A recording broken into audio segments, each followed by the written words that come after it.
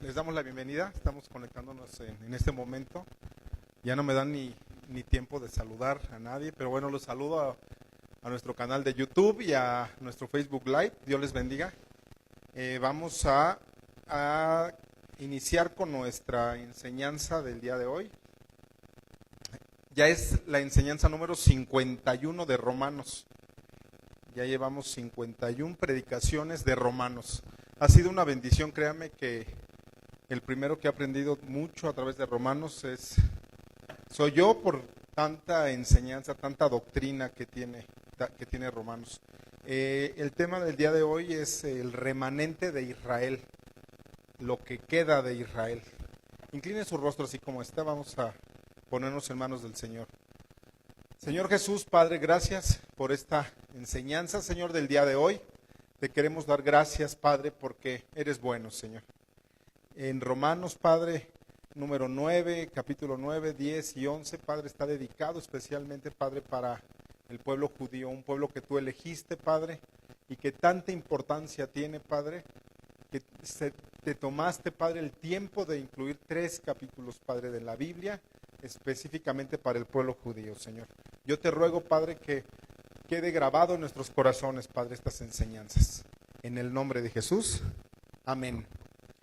Es bien interesante, hermanos, como estaba orando ahorita aquí, que en el Nuevo Testamento existan 3 capítulos dedicados especialmente al pueblo judío, a los judíos, a los israelitas, que es Romanos 9, 10 y 11. Hoy vamos a ver el número 11, ya la tercera enseñanza sobre el pueblo judío.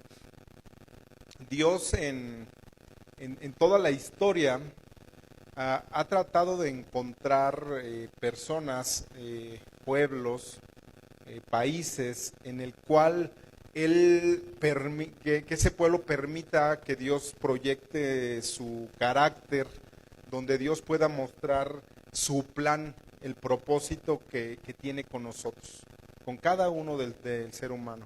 En el Antiguo Testamento vemos que escogió un pueblo, en los cuales se llaman los judíos.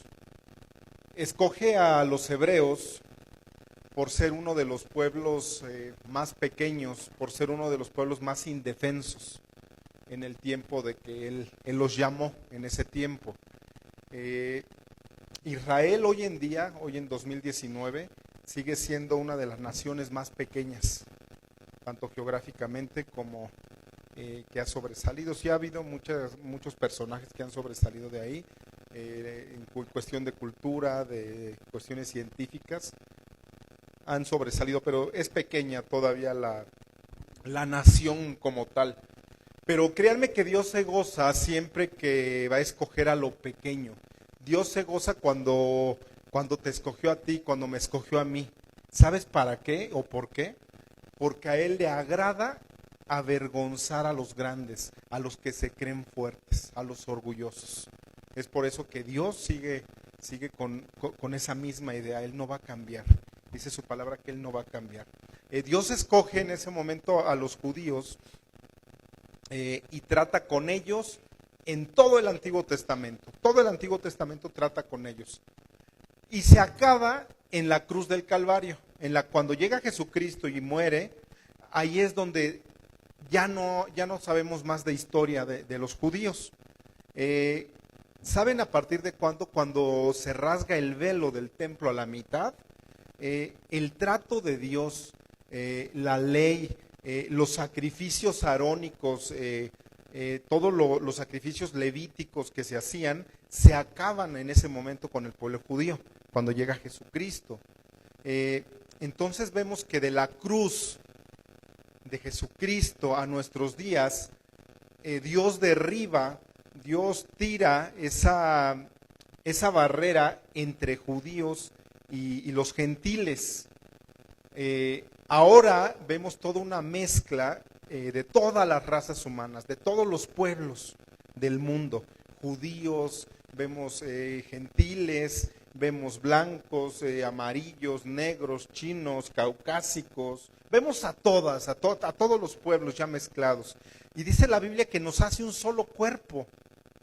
en el Nuevo Testamento nos llama iglesia. Eso es maravilloso. Todo esto, cómo el Señor va formando todo esto. Antes no podían. Antes de que Jesús viniera no se podía con esto. Viene Jesús, parte todo esto y ahora somos un cuerpo en Cristo todos. En este cuerpo la cabeza es Jesucristo.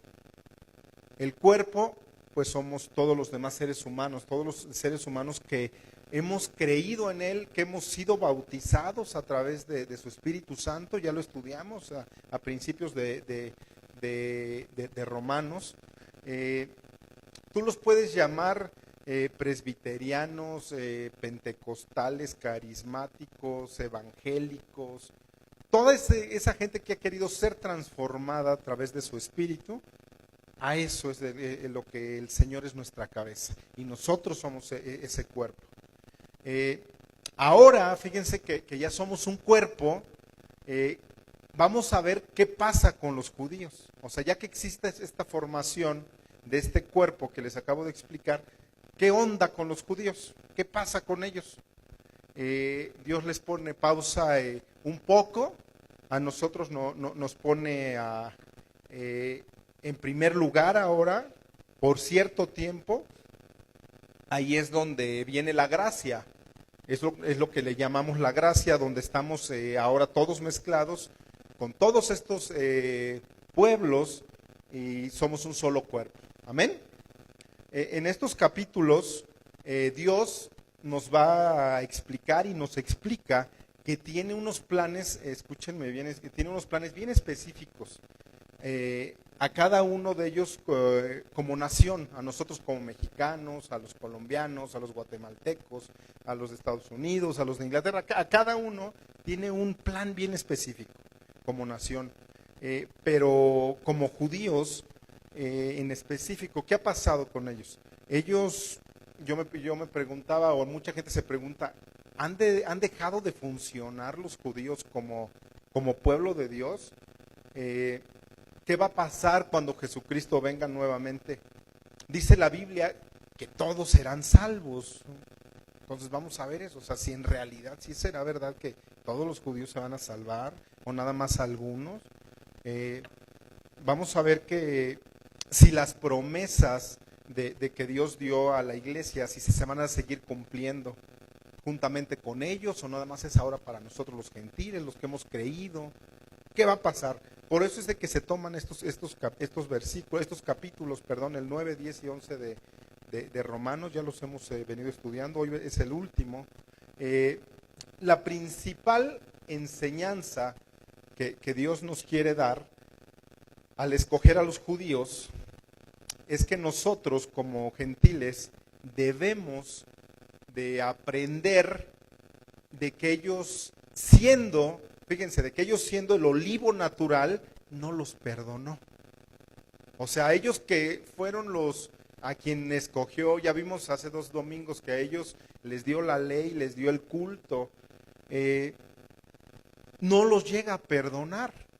El tema de hoy es el remanente, los poquitos que quedan de Israel. Es el tema de hoy para que me vaya hilando el tema.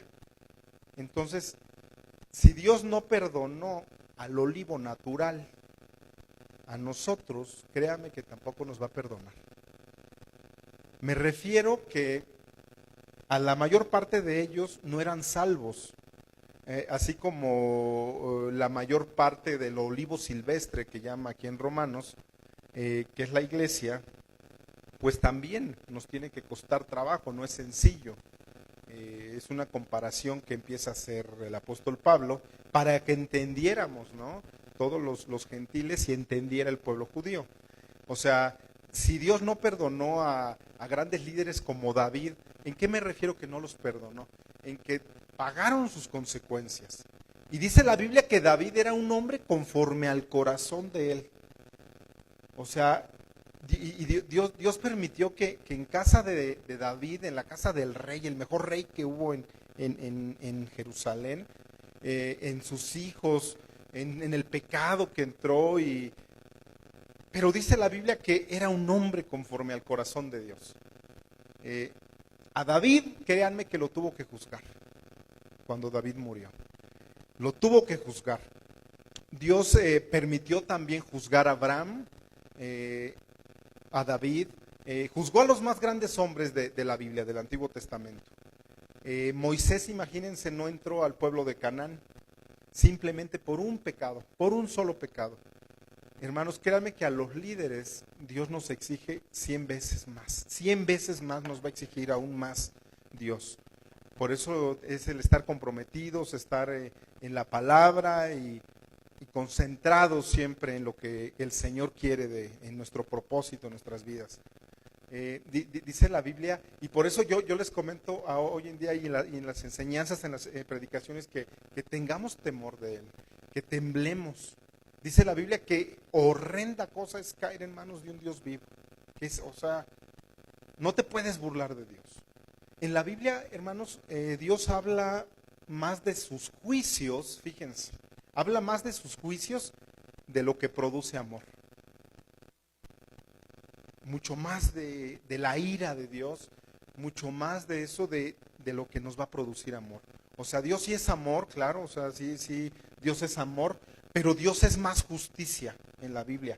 Hay más ira en este Dios de la Biblia que el amor, que la bondad.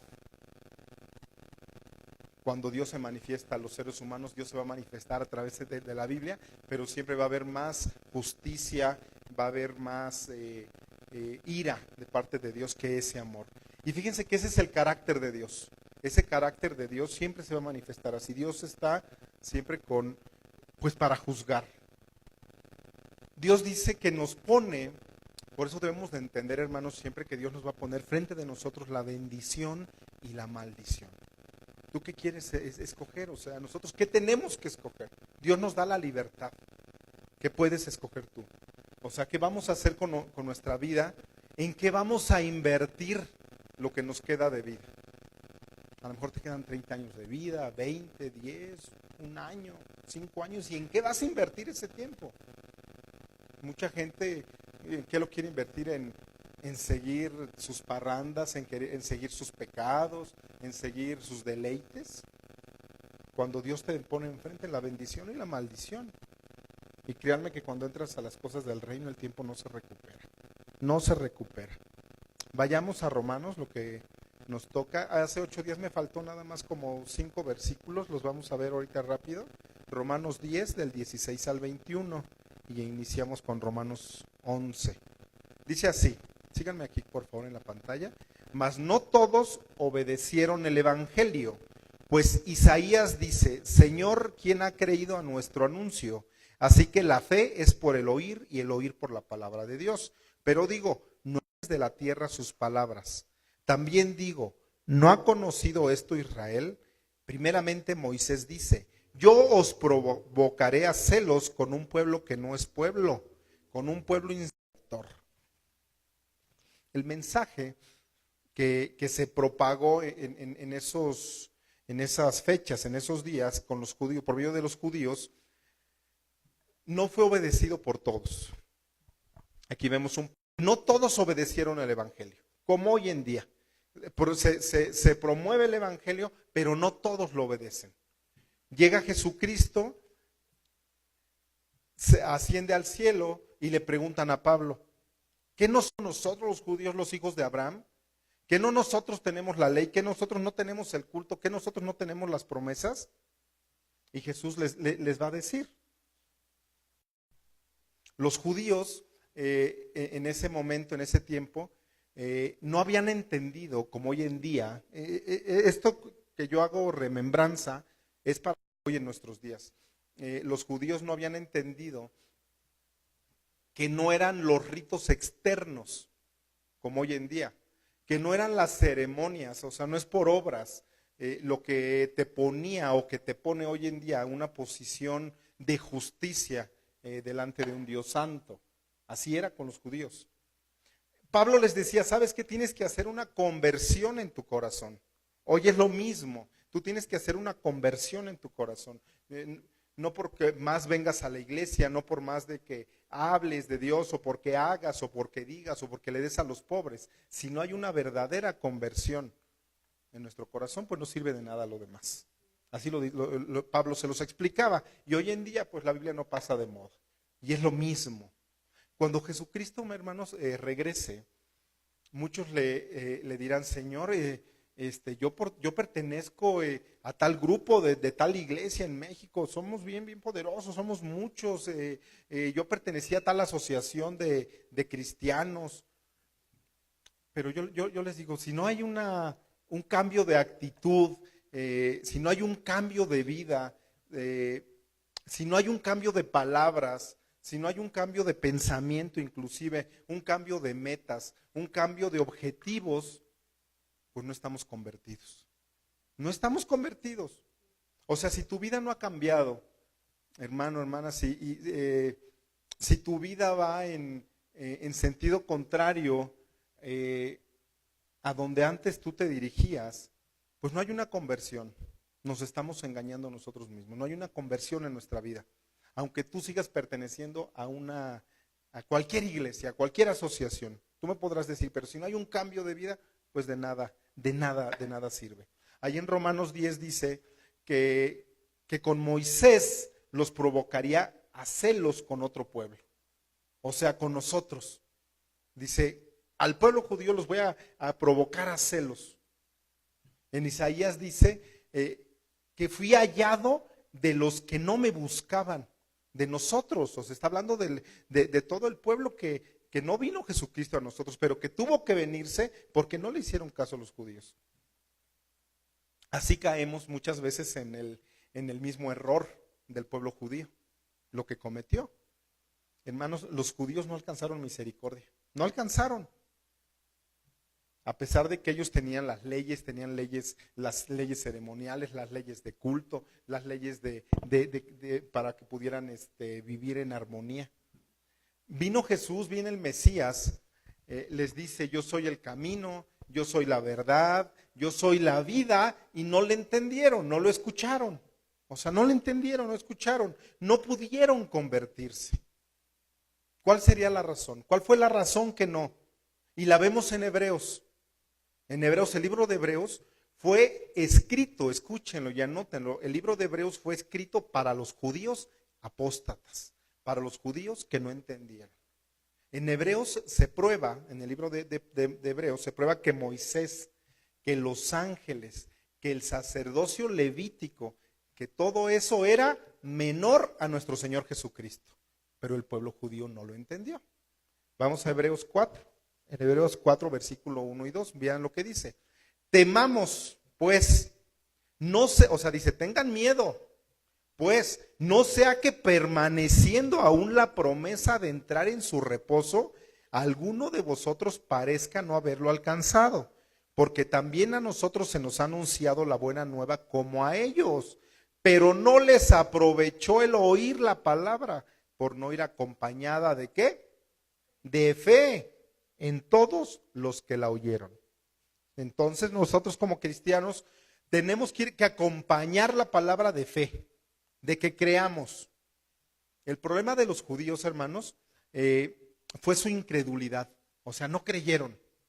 Hay muchos hermanos que llevan años de ser, yo les llamo pseudocristianos, disque cristianos, tienen demasiadas dudas todavía.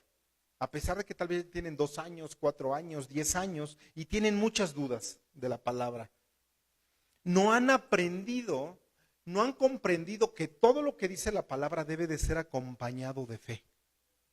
Por eso es que hay cristianos incrédulos hoy en día. Por eso. ¿Por qué? Porque si yo tomo este libro, esta palabra, la Biblia, y yo sé que esto es algo de autoridad para mi vida, si es de autoridad esto para su vida, entonces todo lo que dice aquí, pues yo le tengo que creer. Entonces le tengo que creer y dice ahí que los judíos no le creyeron porque no iba acompañada de fe. Entonces hoy en día, para que yo deje de ser un cristiano incrédulo, pues tengo que, todo lo que dice la Biblia, le tengo que poner fe. O sea, ¿cómo podemos llamarnos cristianos muchas veces si en la acción, si en el campo de batalla, si en los actos estamos negando a Dios? Muchas veces. Hermanos, la fe se demuestra viviendo lo que la Biblia dice. Así solamente se demuestra la fe. Si yo como cristiano no vivo lo que la Biblia dice, yo no puedo decir que entonces que tengo esa fe. Tenemos que emplear esa fe. Vamos a Romanos 11, ahí vamos a ver el problema judío en realidad y el propósito que Dios tiene con ellos. En Romanos 11 solo queda un problema para el pueblo judío, hermanos. Es el siguiente. El problema que Pablo veía desde entonces era de que cuál era la condición del pueblo judío en relación a lo que Pablo ya había dicho en los capítulos anteriores, en el 9 y en el 10. Deberían tal vez entender todos los judíos que todas las promesas fueron anuladas para ellos. Tal vez tenían que entender eso como nación. Muchos creían que hasta ahí tal vez habían llegado los judíos, que ahí se había terminado ya, que Dios ya no los quería más. O sea, que ya habían sido borrados del mapa todos los judíos. Pero todas estas respuestas que tal vez hoy en día todavía estén, Pablo las responde ahí en Romanos 11. ¿Qué va a suceder? ¿Qué está pasando con el pueblo judío inclusive hoy en día? ¿Y qué va a suceder cuando después que venga Jesucristo? Vamos a leerlo, del 1 al 5, Romanos 11, del 1 al 5. Digo pues, ¿ha desechado Dios a su pueblo, a los judíos? Contesta Pablo, en ninguna manera. Dice, porque también yo soy israelita. Y dice, soy de la descendencia de Abraham, de la tribu de Benjamín. ¿No ha desechado Dios a su pueblo, al cual desde antes conoció? ¿O no sabes qué dice de Elías la Escritura? ¿Cómo invoca a Dios contra Israel, diciendo, Señor, a tus profetas han dado muerte y tus altares han derribado, y solo yo he quedado y procuran matarme? Está hablando de Elías.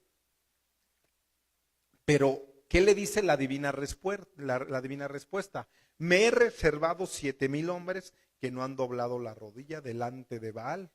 Así también, aún en este tiempo, ha quedado un remanente escogido. ¿Por qué? Por gracia. La respuesta de Pablo es la siguiente. Dios no ha acabado con los judíos, ni los va a acabar, ni los va a exterminar. La principal prueba, dice, soy yo. Dice, la principal prueba de que no los va a exterminar soy yo, Pablo. Dice, porque yo soy judío de la tribu de Benjamín, soy israelita, inclusive soy discípulo de Gamaliel. Él, Pablo, es una prueba que siendo judío, pues él creyó. O sea, que él creyó en las promesas del Mesías. Les dice a los judíos, mírenme, o sea, voltéenme a ver, soy una prueba de que Dios no ha acabado con nosotros. Y le contestaban los judíos, pero es que ya se están acabando las profecías. O sea, la mayor parte de las profecías hablaban de que la mayor parte de la gente va por la puerta ancha. La Biblia dice que espaciosa, grande es la puerta donde la que va a conducir a perdición. Y esos los judíos lo sabían. Dice que pocos son los que van a entrar, pocos. O sea, se cumplen muchas promesas con los judíos, les trataba de decir Pablo. O sea, que la promesa era que es muy difícil entrar al reino. Y cuánto más ahora que ya los había desechado Dios. De esa manera lo veían. O sea, es difícil entrar al reino de Dios, que es bien pequeña la puerta y que ahora que Dios ya no nos voltea a ver, pues ya no hay ninguna promesa para nosotros. Los judíos se sentían perdidos. Por eso es que Pablo les dice, pues no, véanme a mí como ejemplo. Pablo les dice también que hay un remanente de judíos, que es un remanente, o sea, un pequeño grupo de judíos salvos, que ya eran salvos. Les prueba lo que les está probando con el Antiguo Testamento, que Elías, dice que Elías es una prueba también grande, porque Elías llega con Acab, era el rey de los judíos. Le dice el Señor, ¿sabes qué? Dile a Acab que no va a llover por cierto tiempo, por ciertos años no va a caer agua. En eso les cuento un poco de la historia para a ver si recordamos un poquito la historia de Elías con Acab. Acab tenía una esposa que se llamaba Jezabel, no sé si la recordemos.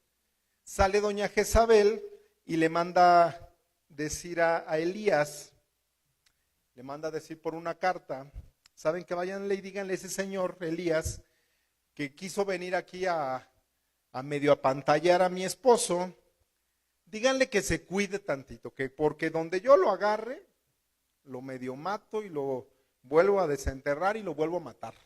Así le mandó decir. Dice, pues según ha matado a muchos profetas y yo he matado a más, pero pues sigue él. Él es el profeta que sigue. O sea, se la sentenció Jezabel. Elías sabe eso, se entera de eso y le da miedo al profeta de Dios. Sí, le da miedo. Y dice la palabra que va y se esconde ¿a dónde? A una cueva. ¿Y qué hacía dentro de una cueva? Dice que se pone a temblar, que le da miedo al profeta de Dios. Después de haber visto tanto poder de Dios en su vida, se mete en una cueva a temblar. Y por una mujer no judía. Ahí podemos ver una enseñanza, hermanos, que Elías era un hombre igual a nosotros, igual a ti y a mí, que sentimos temores, que estamos muchas veces sujetos a muchas pasiones, que somos vulnerables, tanto psicológicamente como emocionalmente. Le llegan ahí el chisme a Elías, ¿sabes qué? Te anda buscando la reina, la esposa de Acab, dice que donde te encuentre te va a matar. Y dice que le dio miedo, Vemos que Elías tiene miedos. Yo me imagino a Elías que hasta le dio un ataque de pánico para irse a esconder a una cueva. Empieza a temblar allá dentro de la cueva. Está orando, Señor, muéstrate, por favor, Dios mío, ayúdame. Yo me imagino en esos ataques que tenía de miedo, de pánico Elías. Y dice que de repente empieza a haber hubo un temblor allá dentro de la cueva, pero que dice que Dios no estaba ahí. Empieza a caer fuego, dice que Dios no estaba ahí. Entonces Elías, preocupado de todo esto, de saber de Dios, dice que se empieza a escuchar así un silbido suavecito, apacible, tranquilo, quieto. Y dice la Biblia que Dios estaba ahí, en lo apacible, en lo tranquilo. Podemos aprender tantas cosas, que Dios está en lo apacible, que Dios está dentro del orden, que Dios no está en el desorden, que Dios está en la tranquilidad.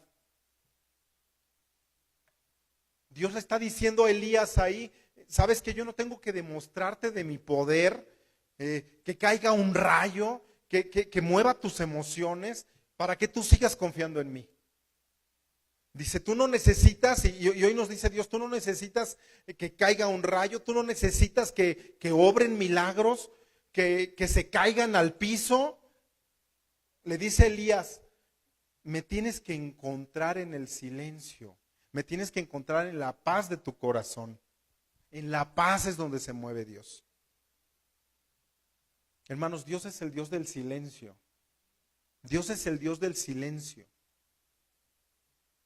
Yo me imagino a Dios, a ese Dios de quietud, de paz, de tranquilidad.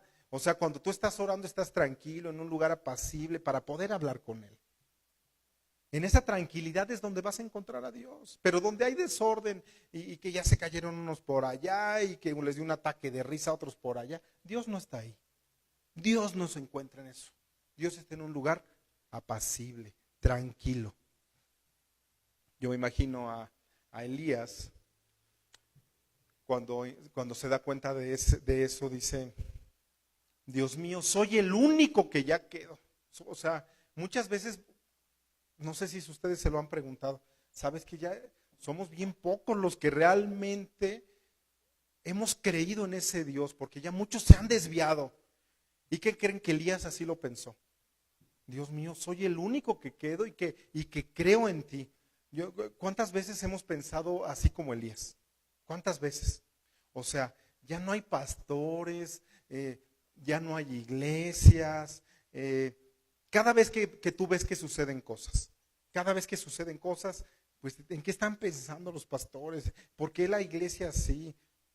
Hermanos, tanta ignorancia que existe dentro de las iglesias, tanta ignorancia que existe dentro de muchos pastores, tanta falta de la palabra de Dios, tanta falta de doctrina. No hay doctrina dentro de las iglesias. Y así se sentía Elías. Pero en esta enseñanza, Dios me habló esta semana, créanme, porque dice la palabra de que Dios dentro de todas las iglesias, dentro de todo ese cuerpo, dice que en el cuerpo de Cristo que venimos aprendiendo, dice que tiene que haber un remanente. Dice que en todas las congregaciones por lo menos tiene que haber 10, 15, 3 o 4 hermanos o un hermano, pero que Dios tiene un remanente escogido por gracia. Y yo lo creí, porque muchas veces generalizas y algo, pero vemos que Dios tiene un remanente. Con los judíos lo tuvo, y hoy en día Dios tiene un remanente en las iglesias. No todo está perdido. Dios tiene una gente que está ahí especial, que aunque vea a sus pastores que no están bien delante del Señor, aunque vea que están las iglesias mal, que hay un remanente, que ellos no ven al hombre, que ellos ven a Dios. Con eso aprendemos en Romanos 11, que existe un remanente. ¿Y sabes por qué? Porque han sido escogidos por la gracia de Dios. Sigamos leyendo en Romanos 11, 7 y 10. Dice, ¿qué pues?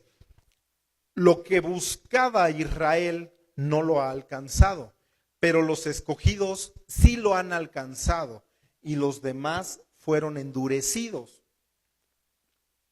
Como está escrito, Dios les dio espíritu de estupor, ojos con que no vean y oídos con que no oigan, hasta el día de hoy. Y David dice, se ha vuelto su convite en trampa y en red, en tropezadero y en retribución. Se han oscurecido sus ojos para que no vean, y agóbiales la espada para siempre. Hermanos, aquí observamos el plan de Dios con nosotros, el plan de Dios con toda la humanidad, en estos versículos. O sea, ¿qué hizo Dios con los judíos que no creyeron? ¿Qué va a hacer hoy Dios con los cristianos que no creen, que no oyen? Oyen, pero tal vez no practican lo que oyen cada domingo. Dice la Biblia ahí que van a ser endurecidos aún más. Hay gente que escucha la palabra, que viene un domingo, sí, a lo mejor 5 no, 10 no, y luego vuelve a venir, o viene cada domingo y nada más escucha, por acá se le sale. Y saben lo que la Biblia dice. Y saben lo que la palabra está diciéndonos. Pero dice la Biblia que aún más van a ser endurecidos sus corazones. Por eso es de que hay tanta gente que puede estar años ya escuchando de la palabra, pero ya se endureció su corazón. Yo estudiando la palabra, desde otro trasfondo, ahorita que estoy preparando para el siguiente domingo de la muerte de Jesucristo, yo veo y estudio un Herodes que a él le gustaba escuchar de Dios, pero que no se convirtió. Yo veo un Herodes que sí le gustaba juntarse con los cristianos y a ver, Pedro, a ver, síguele, te escucho, pero que no se convierte. El rey Agripa también con Pablo. O sea, ya no van a cambiar, les gusta escuchar, pero ¿sabes por qué? Porque ya se endurecieron, su corazón ya se endureció. Es feo que escuches la palabra. Es feo que escuches la palabra y que vayas perdiendo toda sensibilidad. ¿Cuántos hermanos dentro de la iglesia, del cuerpo de Jesucristo, escuchan la palabra, la escuchan y ya perdieron esa sensibilidad del Señor? Les han hablado del Señor, pero de aquí para afuera, cuidado. Siguen en sus vidas, en sus deleites. ¿Por qué? Porque ya perdieron sensibilidad a eso. Pero dice Pablo, existe un remanente, existe algo que Dios tiene guardado. Dice, hay 7,000 que a Baal no se hincaron. Dice Elías, hay 7,000. Hermanos, en Hebreos 3, del 12 al 14, vamos a seguir leyendo de Hebreos. Miren, vean lo que dice Hebreos. Mirad, hermanos, que no haya en ninguno de nosotros corazón malo de incredulidad para apartarse del Dios vivo. Antes, exhortaos los unos a los otros cada día, entre tanto que se dice hoy, para que ninguno de vosotros ¿qué? Se endurezca por el engaño del pecado, porque somos hechos participantes de Cristo, con tal que retengamos firme hasta el fin nuestra confianza del principio. Incredulidad, hermano, significa no obedecer la palabra. Muchas veces yo les digo, ¿sabes qué? No digas creo en Dios. ¿Sabes por qué? Porque dice la Biblia en Santiago que el diablo también cree y él hasta tiembla. Y muchas veces los cristianos ni tiemblan. Nos llevan ventaja los demonios. Hermanos, tenemos que creer con el corazón. Ahora, ¿cómo es creer con el corazón? ¿Sabes cuándo es cuando creas en el corazón? Cuando vivas la palabra. Cuando la vivas. Cuando te separas de los estudios bíblicos, cuando te separas de la iglesia, cuando ya no te congregas, te estás separando de la Biblia, te separas de la Biblia. Pero dices, pues es que yo veo la televisión cristiana, yo escucho las predicaciones en internet, pues muy bien, o sea, está bien. Hermanos, pero Dios no diseñó eso, que viviéramos separados de los unos de los otros. O sea, está bien de que tengas a lo mejor unos pastores favoritos en la tele. Yo los tengo y los veo. O sea, yo tengo en mi televisión, en mi casa, en su casa tengo enlace, escucho en el YouTube predicaciones.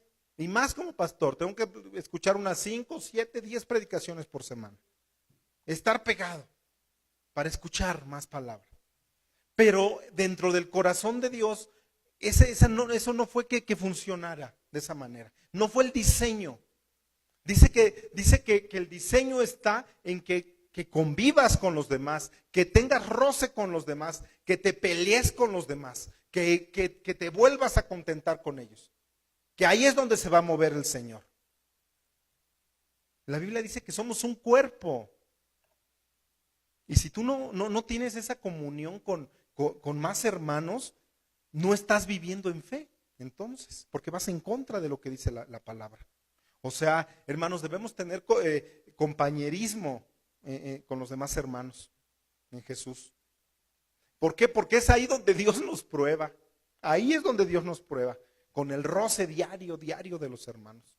Ay, es que ese hermano ya me cayó gordo, esa hermana ya no la aguanto.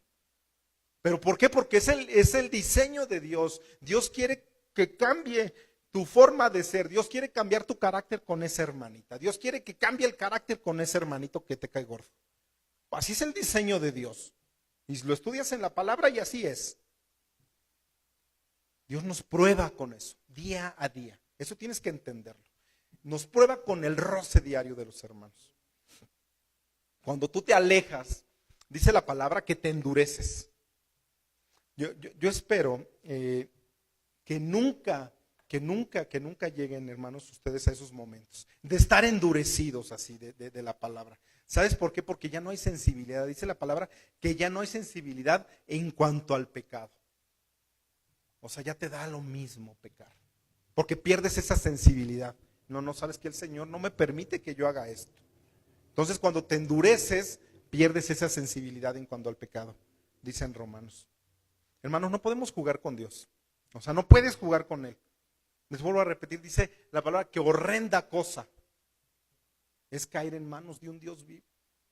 O sea, dice que mejor nos hubiera ido que no lo hubieras conocido, no meterte con Dios. ¿Sabes por qué? Porque va implícita tu alma, va implícita tu vida eterna. O sea, va implícito tu matrimonio, va implícito tu felicidad, va de por medio también en el futuro. Sigamos leyendo Romanos.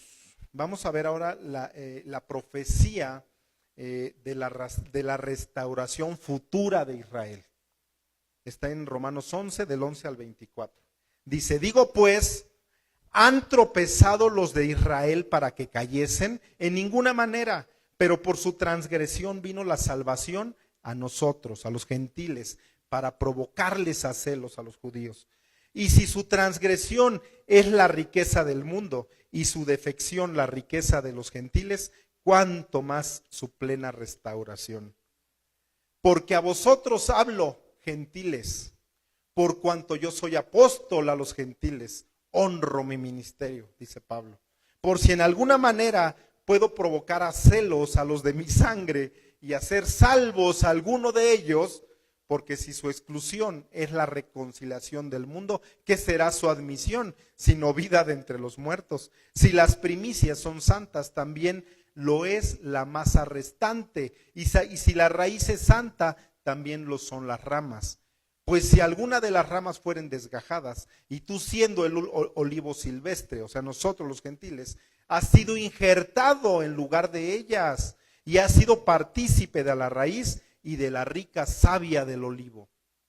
No te jactes contra las ramas, dice Pablo, nos recomienda. Y si te jactas, sabe que no sustentas tú a la raíz, sino la raíz a ti. Pues las ramas dirán, fueron desgajadas, pero que yo fuese injertado. Bien, por su incredulidad fueron desgajadas, pero tú por la fe estás en pie. No te ensoberbezcas, sino teme. Porque si Dios no perdonó a las ramas naturales, ahí está, a ti tampoco te perdonará. Mira pues la bondad y la severidad de Dios. La severidad ciertamente para con los que cayeron, pero la bondad para contigo. Si permaneces en esa bondad, pues de otra manera tú también serás cortado. Y aun ellos, si no permanecieron en incredulidad, serán injertados, pues poderoso es Dios para volverlos a injertar. Porque si tú fuiste cortado del que por naturaleza es olivo silvestre, y en contranaturaleza fuiste injertado en el buen olivo, cuánto más estos que son las ramas naturales serán injertados en su propio olivo. Llevan ventaja a los judíos, ¿verdad? Ventajísima. Pues Dios los escogió. Dice que nosotros somos injertados. Pablo ahí nos muestra en estos versículos un olivo natural, que es el pueblo judío, y un olivo silvestre, que somos los gentiles, somos nosotros. Hermanos, para que podamos entender esta ilustración, tenemos que irnos a Juan 15, porque Jesucristo también lo habló. Jesús usa lo mismo para la iglesia, pero también quiero llevar otra enseñanza más para que aprendamos también hoy algo más acerca del olivo natural y del olivo silvestre. Muchos utilizan Juan 15 para que dicen o defienden que la salvación se puede llegar a perder, utilizan estos versículos. Dice que son desgajados del olivo. Y dice que una rama puede ser cortada del olivo. A eso se refiere, que por la salvación ahí la puedes perder, que una rama puede ser cortada. Ahí significa que los que están injertados, que somos nosotros, y que entonces ya podemos perder la salvación, porque te corta Dios. Ahí vemos que es una mala interpretación de la palabra. Es una exégesis. Cuando estudias tú para teología, llevas una clase que es exégesis bíblica, donde se te enseña que tú tienes que pedirle al Señor que te explique a través de una exégesis clara la doctrina que está hablando. Entonces, si tomamos como doctrina esto, vemos que es una exégesis errónea para decir que la salvación se te puede perder. Vamos ahorita a leer a continuación todos nosotros que somos como personas que pertenecemos a esa rama. Dice la Biblia que Jesucristo es la raíz. Dice que la savia es lo que fluye del árbol. Entonces eso es la vida de Jesucristo, la savia. Vean lo que dice Juan 15, ahí Jesucristo habló, del 1 al 3, vean lo que dice. Dice así, yo soy la vid verdadera, de ahí lo sacó Pablo. Dice, y mi Padre es el labrador. Todo pámpano que en mí no lleva fruto, lo quitará. Y todo aquel que lleva fruto, lo limpiará, para que lleve más fruto. Ya vosotros estáis limpios por la palabra que os he hablado. Hermano, los cristianos que llevan fruto, dice el versículo 2, ahí de Juan 15, dice que lo limpiará para que lleve más fruto aún. La única característica, hermanos, entre un cristiano y un no cristiano, es que el cristiano tiene que producir fruto, tiene que llevar fruto. Y el no cristiano pues no produce fruto. Entonces vamos a ver qué fruto. O sea, ¿de qué está hablando? ¿De qué fruto está hablando? Romanos 6 lo dice, lo estudiamos también. En Gálatas 5 también habla de ese fruto.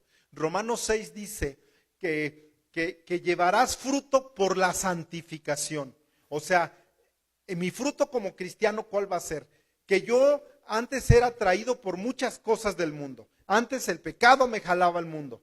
Pero ahora que ya estoy convertido, me dice que yo tengo que jalar esa santificación y que ahora tengo que practicar la santificación. Eso es frutos de santificación.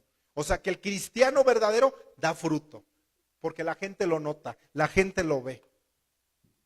Hermanos, la santificación, cuando la Biblia habla de que tú seas santo, de que te santifiques, es de que te vayas alejando, de un alejamiento cada vez más y cada vez más del pecado.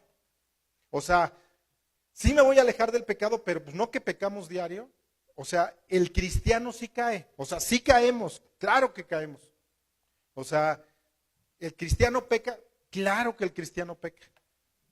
¿Los líderes pecan, hermano? Pues los líderes pecan también. ¿Los pastores pecan? Claro que los pastores pecan. Pero dice la palabra que cuando tú ya tienes una transformación, que ya no es un hábito en tu vida. Que ya no lo llevas diario. Que sí caes, pero que te levantas. Y lo que sigue, vámonos, Señor, ayúdame, Dios.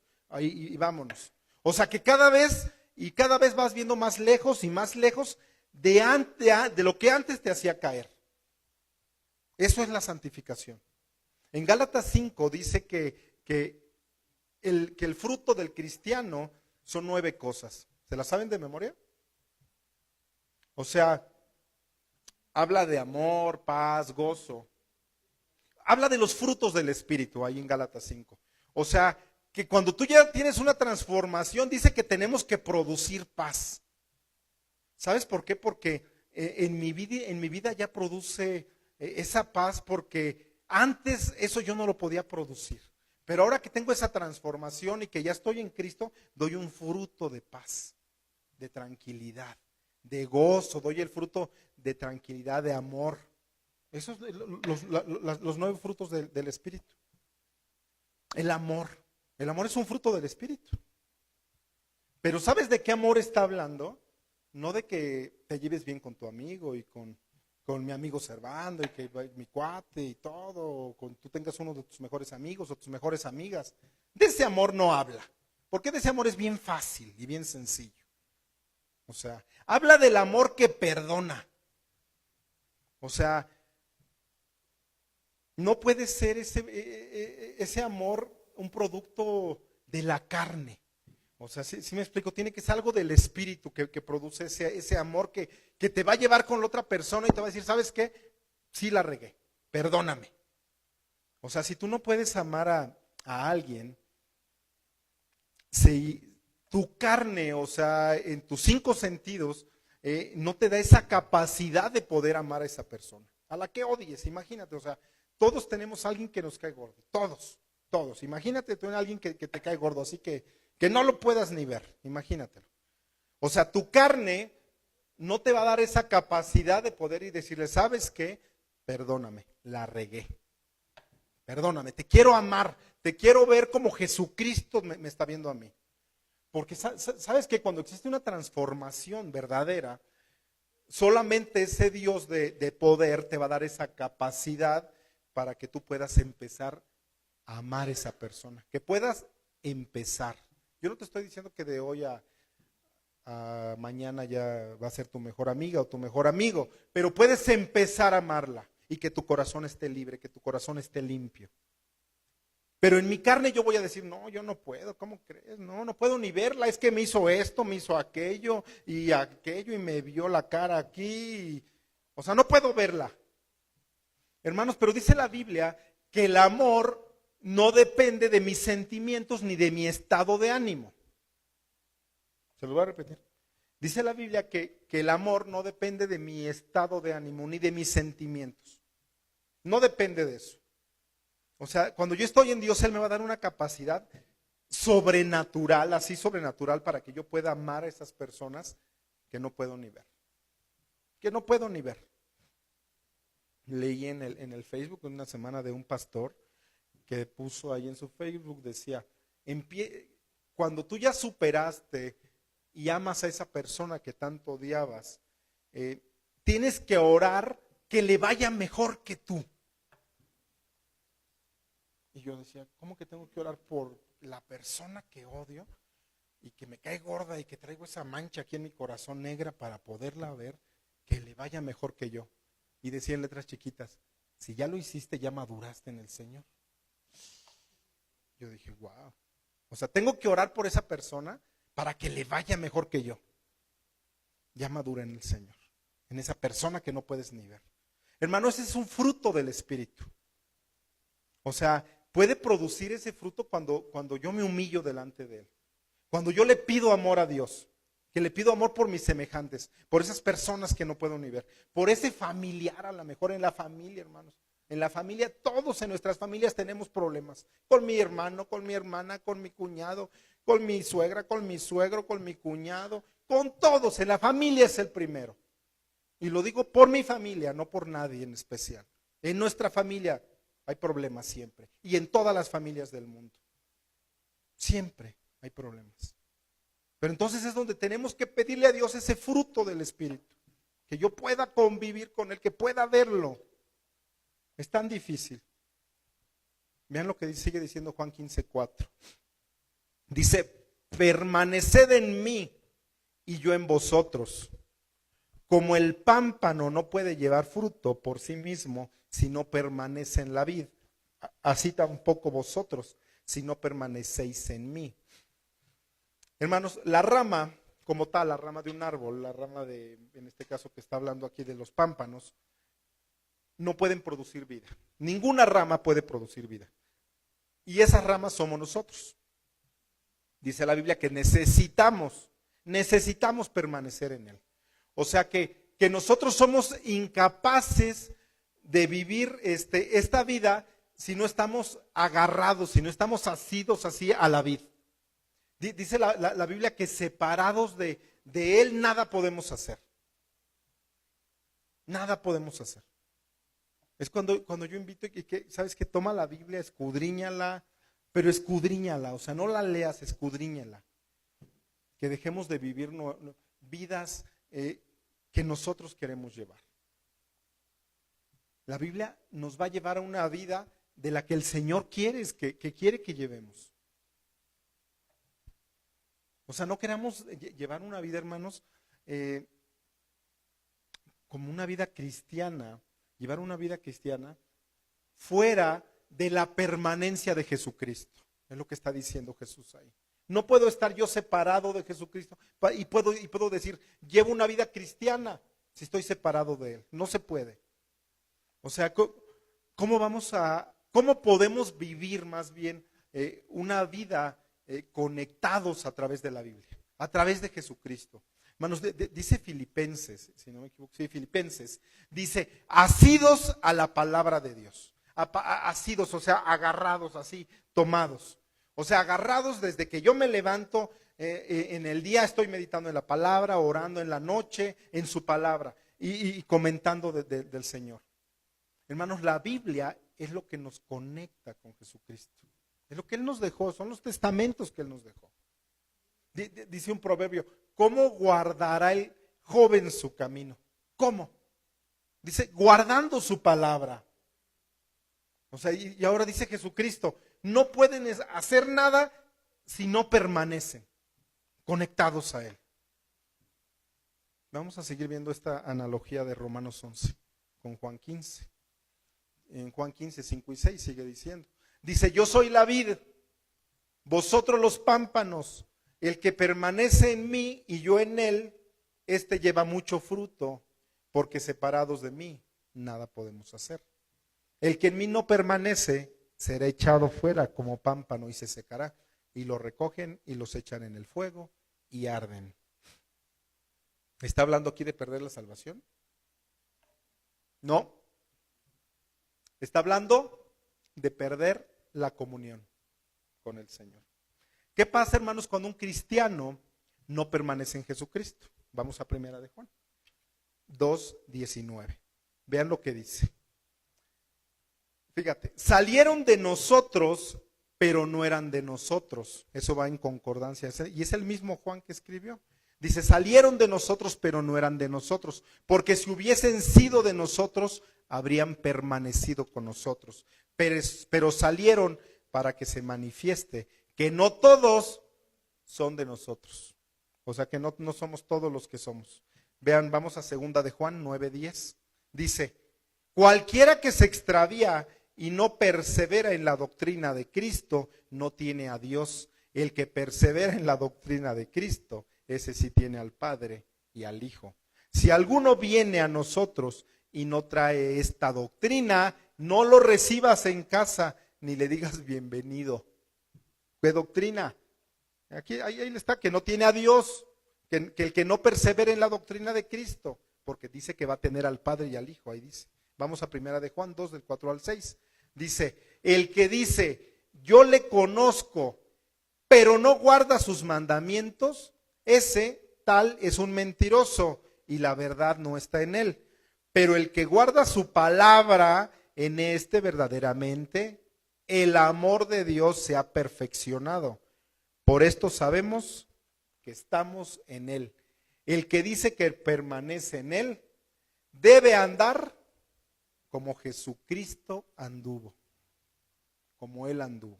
Hermanos, en toda la Biblia, la única prueba de que somos cristianos es la permanencia en él. Se lo repito. La prueba de que tú eres cristiano es de que vas a permanecer como rama pegado a él para que puedas dar fruto. O sea, nuestra permanencia y así nuestra producción de fruto. Así vas a estar produciendo fruto todo el tiempo. La pregunta sería aquí: ¿cuántos de nosotros, los que me escuchan a través de internet, los que estamos aquí presentes, cuántos de nosotros, igual que los judíos, ya fueron desgajados, han sido desgajados de la vid,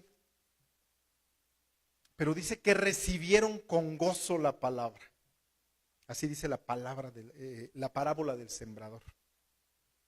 Dice que vinieron pruebas, fíjense, dice que vinieron pruebas y que vinieron las codicias necias, engañosas, que viene el afán del dinero, el afán de qué comeré mañana y de qué vestiré mañana. Dice que eso viene y que va a ahogar la palabra. Y dice que tu vida está muerta.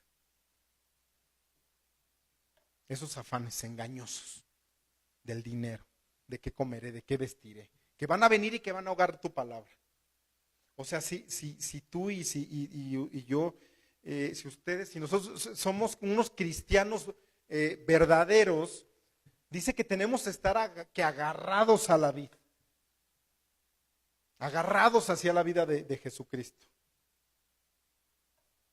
Y si no lo eres, tu separación de Jesucristo demuestra que nunca naciste de nuevo. Por eso es que hay muchos extraviados. No, yo para que me pare en una iglesia cristiana, desde aquí me congrego en mi casa. No, si los conocieras, cómo son los pastores, ¿para qué? Dice la palabra que si no, tú no eres con la separación de esa manera, dice que nunca naciste de nuevo. Vamos a ver al final la salvación de Israel, para terminar. En Romanos 11, 25 al 28.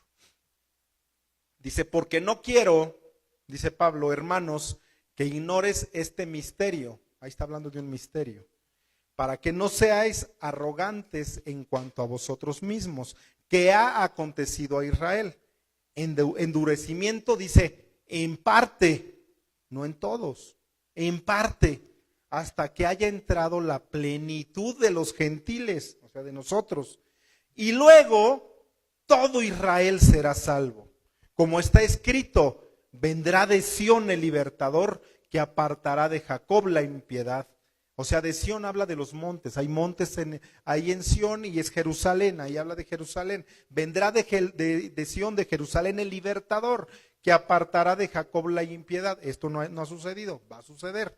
Y este será mi pacto con ellos, cuando yo quite sus pecados. Así que en cuanto al evangelio, son enemigos por causa de vosotros, pero en cuanto a la elección, son amados por causa de los padres. Vamos a ver ahorita a continuación el tiempo de los gentiles, el tiempo de nosotros. ¿Y hasta cuándo los judíos, hermanos, van a seguir siendo endurecidos? ¿Hasta cuándo van a ser endurecidos? Son muy pocos los judíos que han querido escuchar, hermanos. Vamos a Lucas 21, 24, ahí nos contesta esto. De hasta cuándo van a ser endurecidos. Y lo dijo Jesús. Dice, y caerán a filo de espada, y serán llevados cautivos a todas las naciones, y Jerusalén será hollada por los gentiles, hasta que los tiempos de los gentiles se cumplan. Hermanos, los tiempos de los gentiles, el tiempo de nosotros, ¿saben desde cuándo es? ¿Sí saben desde cuándo es el tiempo de los gentiles? Es desde el Pentecostés. ¿Saben hasta cuándo? Hasta la segunda venida de Jesucristo. Hasta ahí se acaba el tiempo de nosotros. Desde el Pentecostés hasta la segunda venida de Jesucristo. Hasta ahí vamos a tener como el primer lugar, como que estamos jugando de titulares en un equipo de fútbol. Y los judíos están en la banca. Están en la banca. Y nosotros estamos disputando el partido ahorita. O sea, hermanos, ahorita es la época de nosotros, la época de los gentiles. ¿Sabes por qué? Porque es la época donde Dios ha hecho a un lado, pero temporalmente, a los judíos. Cuando se acabe esta época, cuando regrese Jesucristo por segunda vez, es cuando, hermanos, todo Israel, todos los judíos van a ser restaurados como nación. Todos.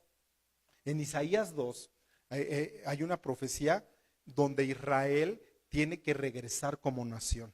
Y dice la palabra ahí en Isaías 2 que su endurecimiento de corazón, que es temporal, que no es para siempre. Miren, vamos a Isaías 2 del 1 al 2.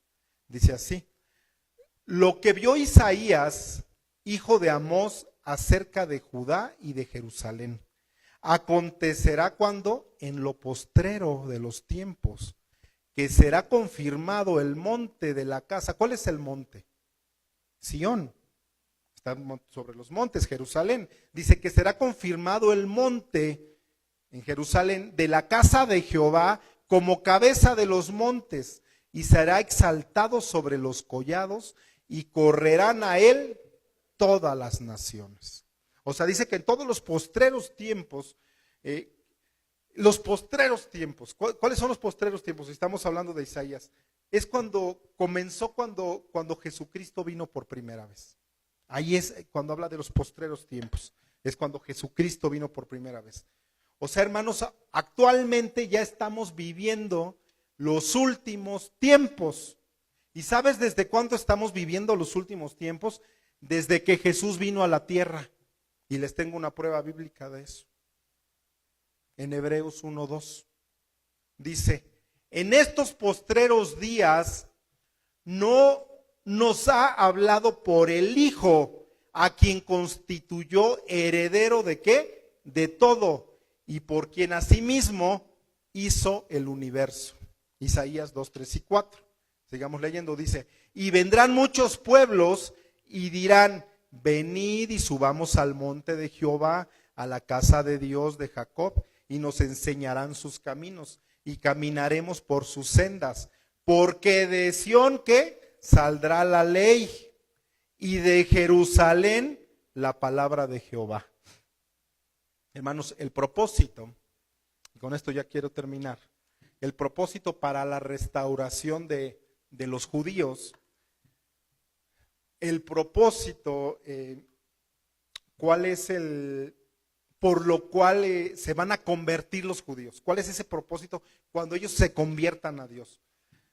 Ya Dios los había escogido desde antes, ¿no? O sea, desde la eternidad de ellos ya los escogió desde la eternidad para que tuvieran un nombre, hermanos, y tuvieran un gobierno. Dice la Biblia que un nombre y un gobierno eternamente desde los montes, desde el monte de Jerusalén, desde antes, un gobierno, un nombre ya lo tuvieron. Hermanos, Jerusalén es la nación escogida por Dios. ¿Y saben para cuándo? Para cuando Jesucristo reine con nosotros. Él escogió esa ciudad. Jesucristo va a regresar a Jerusalén y va a reinar con nosotros. Y para que no reine en ningún otro, en otro monte, no reine aquí en el volcán de Toluca, ¿no? O sea, Él escogió una raza, entendamos, escogió un lugar. Él, Dios. Y fíjate, ese lugar geográfico que marca ahí en Isaías está en Jerusalén. Geográficamente es Jerusalén. Dice la Biblia que cuando Jesucristo esté ya ahí en Jerusalén, dice que vendrán de todo el mundo. Van a querer ir a Jerusalén y van a, oye, que ya está el Mesías nuevamente en Jerusalén. Y van a preguntar, es que queremos conocerlo, queremos conocer a Jesús, queremos seguir sus caminos, queremos seguir su senda, dice Isaías.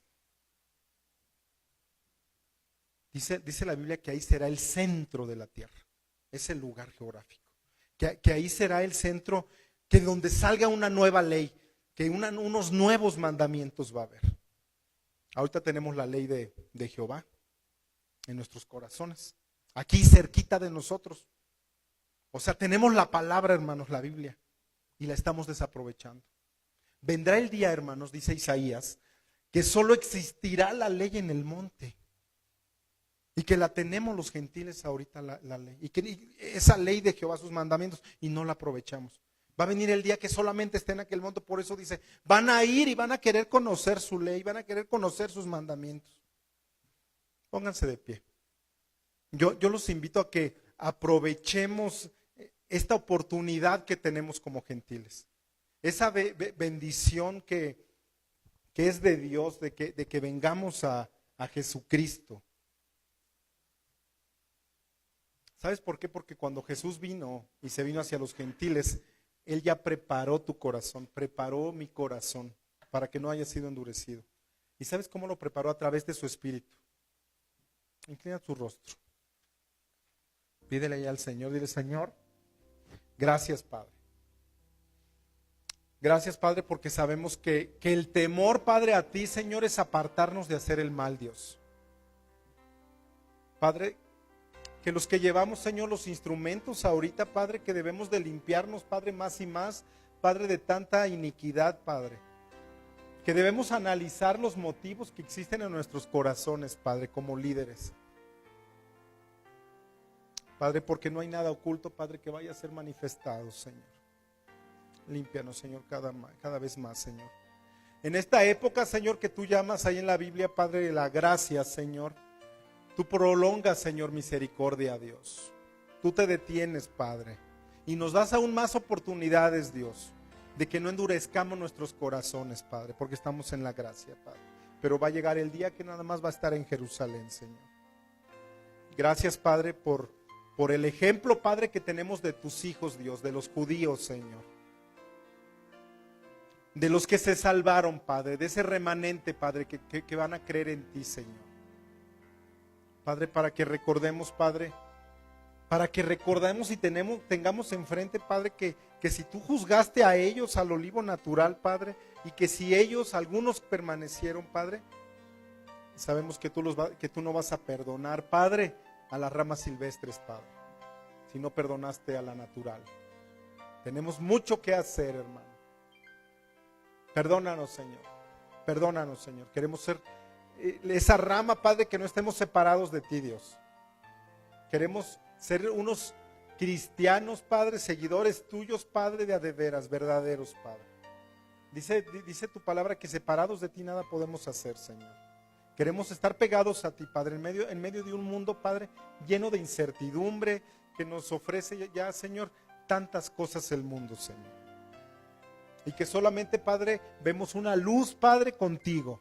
Y queremos seguir a esa luz, Padre. Padre, somos instrumentos tuyos, Dios, aquí en este mundo. Fuimos llamados, Padre, para que el mundo no se pierda también, Señor. Para tanta gente que se ha estado perdiendo, Dios. Bendícenos, ayúdanos, Señor. Padre, gracias por darnos la oportunidad a nosotros, Padre, como gentiles, poder injertarnos a ese árbol, a ese olivo, Señor, silvestre, y que nos das la oportunidad, Señor. Y gracias por tu pueblo judío, Señor. En el nombre de Jesús, Señor.